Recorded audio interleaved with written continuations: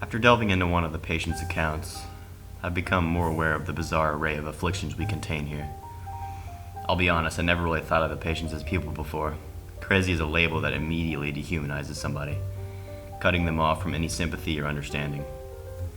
There's this one girl, for instance, who refuses to talk to anyone unless she's allowed to feel their temples, or nerve fibers first, whatever that means. Other than that, and some mild paranoia, she seems completely aware and normal, but before, it was easy to write her off as just another crazy patient. I wonder what she's thinking. She refused to give any explanation for her behavior. The more I read their account, the more I realize that these are real people afflicted by tortures beyond mundane imagination. Last night, reading while on break, one man's words caught my attention. I know him. He's consistently depressed, resigned, and drained, but now I think that underneath all that, he may be like one of us. He's just pained by this thing that grips him. Fine, I'll tell you. Just no more shocks. You promise no more shocks if I tell you. Doesn't make a difference anyway. I know how it started. It's obvious now when I think back. I was on the street walking with friends. We were drinking and heading to the next bar when some weird, disgusting guy with desperate eyes bumped into me. He smelled like sweat and something else, but he spilled something on me. It got on my hands, on my fingernails specifically. It was blood. He'd spilled blood on me. He froze, seemed horrified and sad. "I'm sorry," he said. I believed him, but I didn't know what he was so sorry for. He ran away.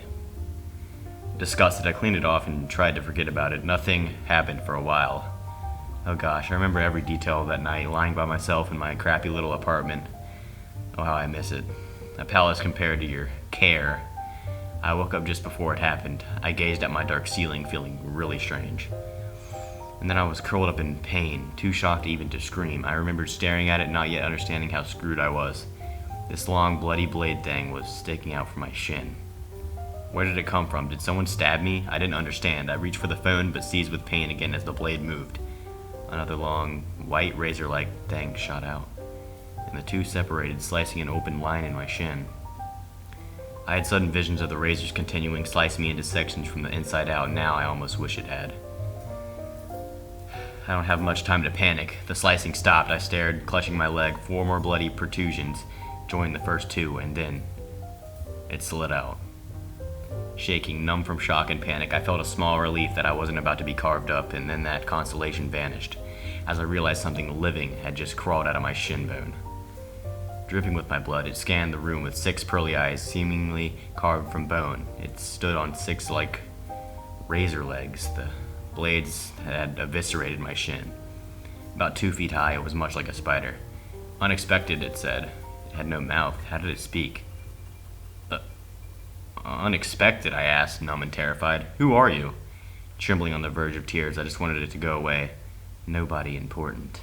That was the wrong answer. It jabbed a leg back into my exposed shin bone, neatly avoiding the separated flesh and streaming blood.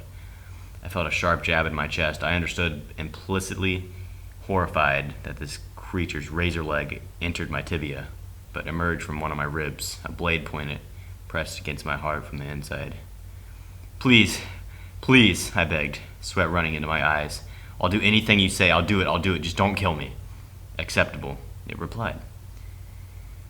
It withdrew its leg, and the pain in my chest went with it. You will do as instructed or die in utmost pain.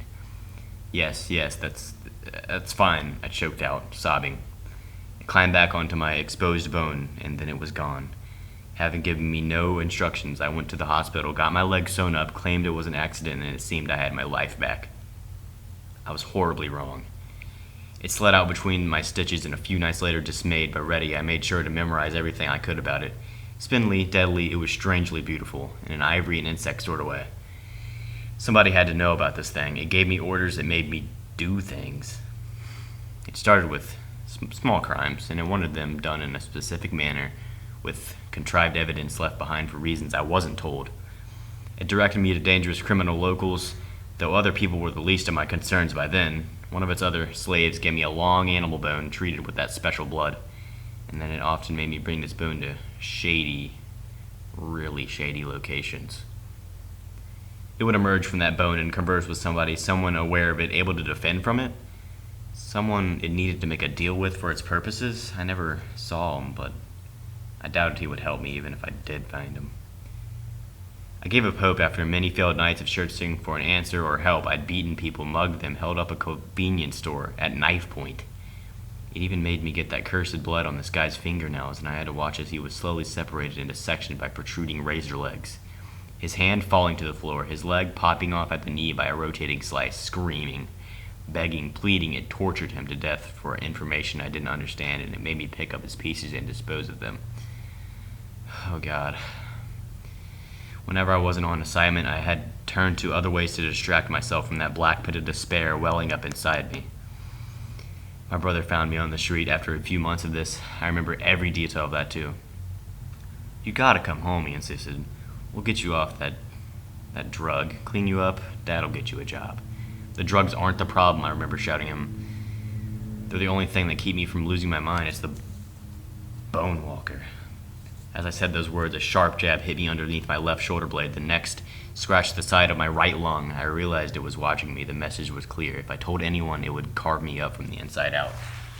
"Get out of here!" I screamed at him, feeling every bit the same now as that disgusting and desperate man who'd bumped into me. "You can't help me. Go away." I hit the hard drugs even harder. Then, at some point, I was drained of everything even resembling my old self, and I decided not to do it anymore, even if it meant my death at its behest. I'd bought a rifle and trained it in use. It wanted me to kill somebody important, but when it came with the name and plan, I would refuse. I wondered how it would do it. Would it stab inward from my skull, killing me instantly, or would it slice out from each of my bones, carving me up slowly like that poor man? I stared at the gun, wondering if it would go after my family if I refused. Did I really have a choice? Could I sacrifice my brother and my parents? I had to make the Bonewalker think it wasn't my fault. I called and left an anonymous tip. I sat there filled with relief and calm as they surrounded me and put on my handcuffs. I sat in custody, ostensibly caught by the police when the Bonewalker came. It would have no reason to punish my family. It would just kill me. And that was that. But it never came. I mean, I know why it didn't return now, but I'm broken and stuck here in any case, and I keep thinking, well, if there are more, what if they come for me someday? Because I know there will be no warning. You could just come at any time, just a sharp, sliding sensation, and I'll be dead. The thing that captivates me about this patient's account is that it's very similar to some ravings left by a man who died horribly a while back. He was mutilated in ways unimaginable, as if his face had been torn off from the inside. Among other things, his story made the news, and they figured he was the serial killer responsible for several similar horrific deaths. But that man claimed that as his last act, he'd managed to destroy that creature. I suppose his man must have read about the prior man's issues and formed an obsession or delusion about it. I find it curious how contagious crazy seems to be, and seemingly more so these days. I'm starting to wonder if this place is truly run to help these people, or whether it's really just here to contain them, like quarantine for a plague. Now I'm convinced something way more is going on.